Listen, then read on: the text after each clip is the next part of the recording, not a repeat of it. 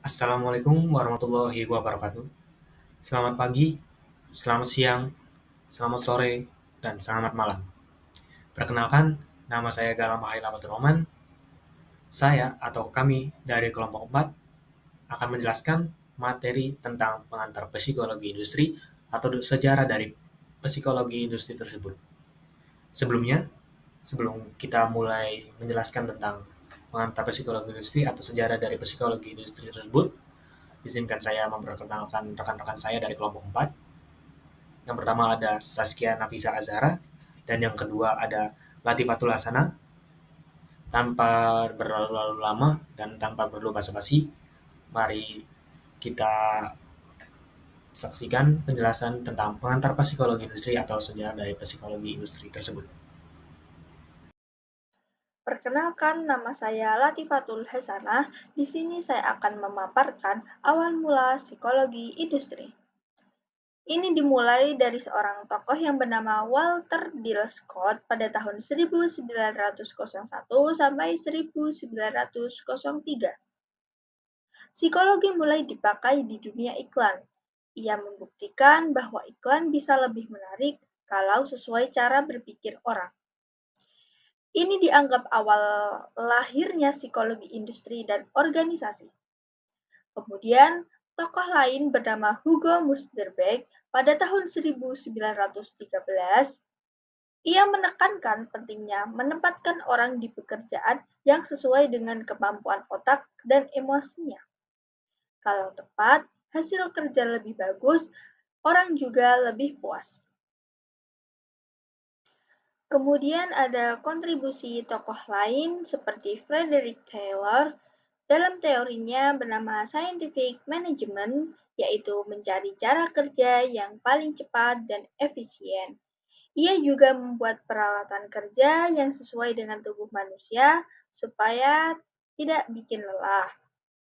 Kemudian, Frank and Lillian Gilbert dalam teorinya bernama Time and Motion Study, yakni mereka mempelajari gerakan kerja, tujuannya supaya pekerja tidak melakukan gerakan yang sia-sia, jadi pekerjaan lebih cepat selesai dan efektif.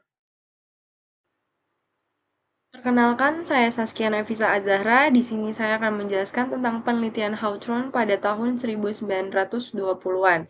Jadi, penelitian ini dikemukakan oleh Elton Mayo yang dilakukan di Western Electric Company, Illinois. Penelitian ini itu bertujuan untuk mempelajari pengaruh berbagai macam tingkat penerangan lampu terhadap produktivitas pekerja. Di sini Elton Mayo juga mengembangkan 3 penelitian. Yang pertama ada illumination eksperimen, yang kedua ada relay assembly eksperimen, dan yang terakhir ada bang wiring eksperimen. Nah, ketiga penelitian itu dilakukan oleh Elton bersama dengan teman-temannya. Apa itu illumination eksperimen? Illumination eksperimen itu adalah untuk mengetahui bagaimana tingkat cahaya pada produktivitas. Nah, yang kedua itu ada relay assembly eksperimen. Itu tuh adalah bentuk penelitian yang bertujuan untuk bagaimana seseorang itu bekerja diatur jam kerjanya. Dan yang terakhir ada bang wiring eksperimen, yaitu untuk menguji dampak intensif gaji dan kelompok kecil terhadap produktivitas. Nah, dari penelitian Hawthorne ini lahirlah yang namanya penelitian atau sebuah istilah, yaitu Hawthorne Effect. Nah, apa itu Hawthorne Effect? Hawthorne Effect itu adalah sikap dari individu untuk merubah perilakunya karena sadar sedang diobservasi. Dari sini bisa disimpulkan bahwa manusia itu sebenarnya tidak serasional yang kita kira. Ada faktor yang mempengaruhi produktivitasnya. Nah, dari materi penelitian Hawthorne ini bisa disimpulkan bahwa seorang peneliti bernama Elton Mayo, dia adalah salah satu peneliti tentang Hawthorne Study, yang mana dia melihat bahwa faktor non-teknis dan sosial itu ternyata sangat berpengaruh terhadap produktivitas pekerjaan seseorang. Nah, dari sini ini adalah salah satunya, yaitu adalah Hawthorne Effect itu sendiri, di mana karena penelitian tersebut itu menjadi salah satu perilaku berkembangnya yang namanya Human Revolution Movement. Selanjutnya, saya akan membahas tentang perkembangan yang terjadi pada tahun 1960-an. Jadi di tahun ini psikologi itu mulai dipakai di dunia pemasaran untuk memahami bagaimana perilaku atau tingkah laku konsumen.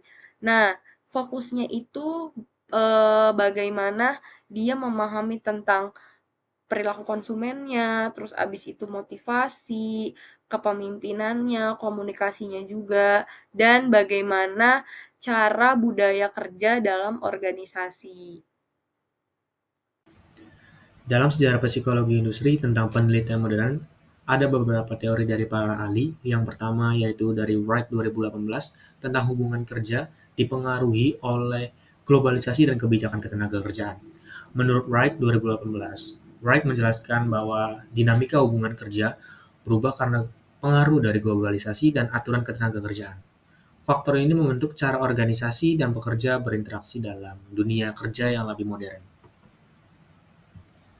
Teori yang kedua yaitu dari Gall 2018. Gall menyoroti keterbatasan teori hubungan industrial lama dan menegaskan pentingnya meninjau kembali fungsi serta pengaruh serikat pekerja dalam menghadapi perubahan sosial dan ekonomi pada saat ini. Dan ada teori dari Hobubi 2016 mengenai tentang stres kerja menurunkan produktivitas para tenaga kerja. Hobubi menyatakan bahwa stres di tempat kerja berdampak negatif terhadap produktivitas karena kondisi kerja yang menekan membuat karyawan sulit mempertahankan performa yang lebih optimal. Oke, selanjutnya ada kesimpulan. Jadi kesimpulan dari materi sejarah psikologi industri ini, kami menyimpulkan bahwa psikologi industri awalnya berfokus pada efisiensi kerja, namun psikologi industri kini mencakup berbagai aspek, yaitu dari aspek sosial, psikologis, dan juga dari aspek budaya kerja.